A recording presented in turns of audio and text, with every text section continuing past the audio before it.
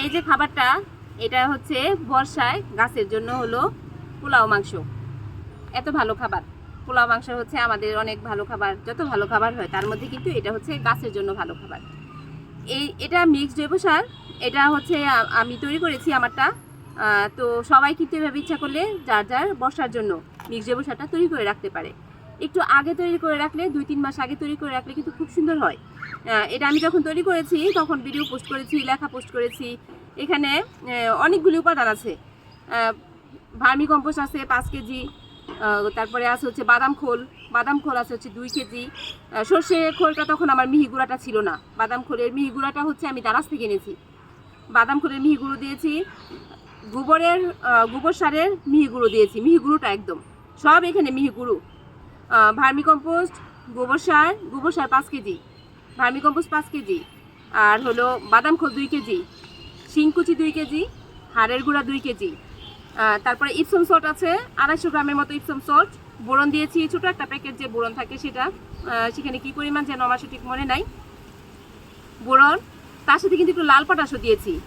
আবার এত কিছু যে মিক্স করেছি তার সাথে একটু এই জন্য নিম খোলও দিয়েছি, যেহেতু সারগুলো সব একসাথে রেখে দিলে আবার দেখা যায় নয়তো পোকা টোকা যদি হয়।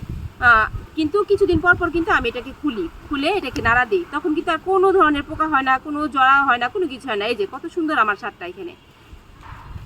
তো কত কিছু মিক্স করলাম এইভাবে। যত জৈব উপাদান, ডিমের গুঁড়া দিয়েছি, ডিমের খোসা পাউডার, এটা আমার ঘরে যেটা ছিল সেটাই, ডিমের খোসার পাউডার।